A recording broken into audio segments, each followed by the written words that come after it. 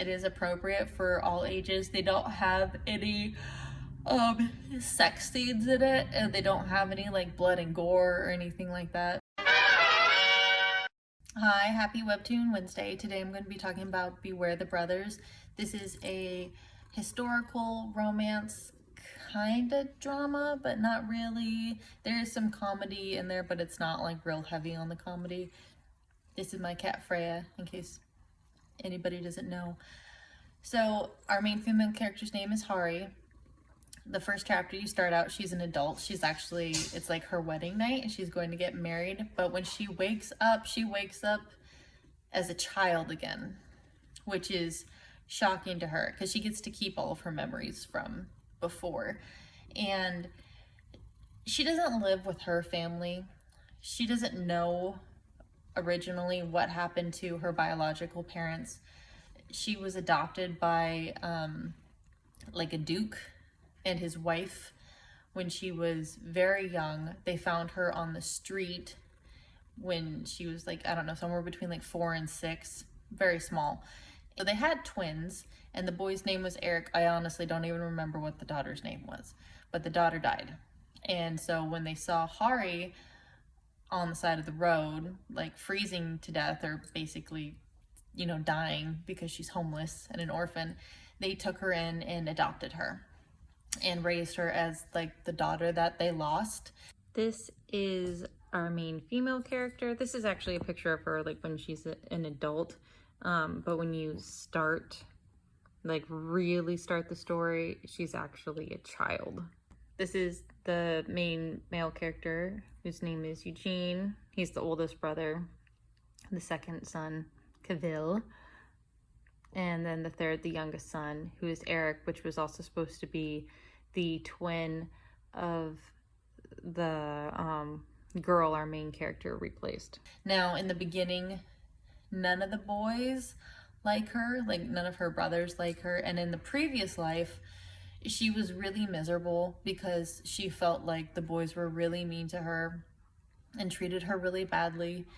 Except for the oldest brother, and even at that she kind of felt like he treated her with just like some sort of indifference, and that they never really had a really good connection. So now that she's gone back in time, her plan is to like befriend her brothers, or at least being able to have like a nicer relationship and just a nicer life in general, because on top of having issues with her her brothers, she's the adopted one, but aside from having issues with her brothers, she also had issues with like her aunt, or technically their aunt came into the picture at some point to give her like lessons on how to be a lady, like etiquette and stuff like that. So even when she went back through in her second life, and she already knew how to do everything because she had already gone through etiquette training, like her aunt was still really mean to her.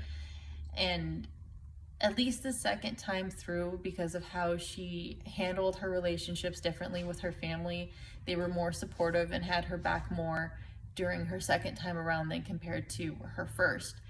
On top of that, there is some tragedy that happens that I'm so sorry, I'm so tired.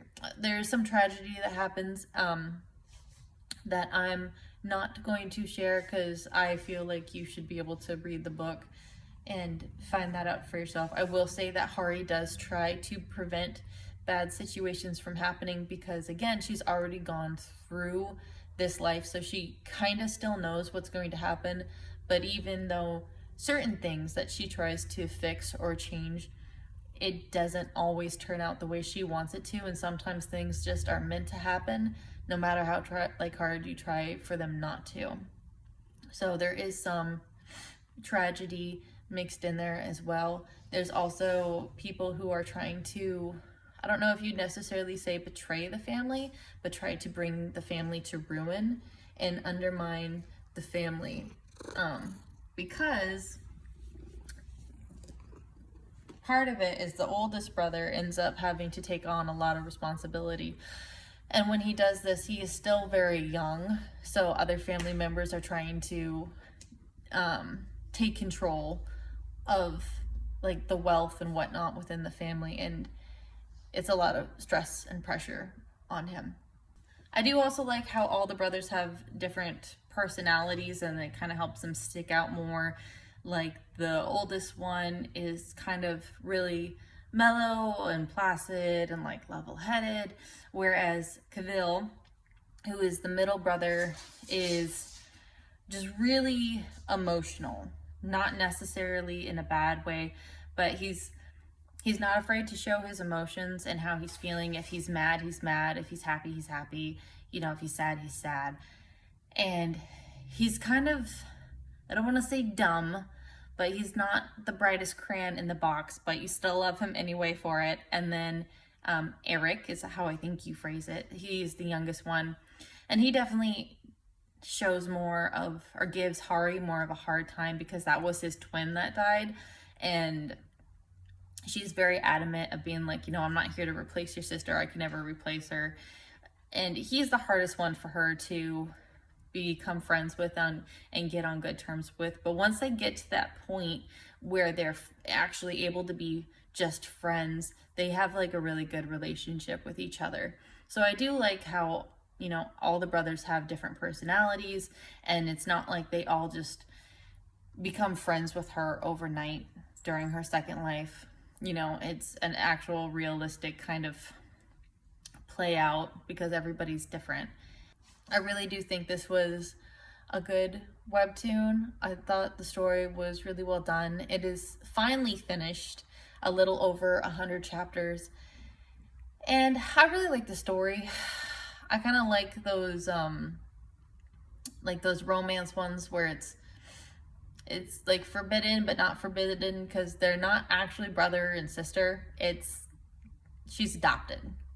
So I do kind of like that, where there's always like that stigma, like, well, you know, that's your adopted brother, like you guys, you know, shouldn't be dating or whatever. But I really like this webtoon. I would highly recommend you reading it if you get a chance. I hope you guys have a wonderful day, and I will see you later. Bye, everyone.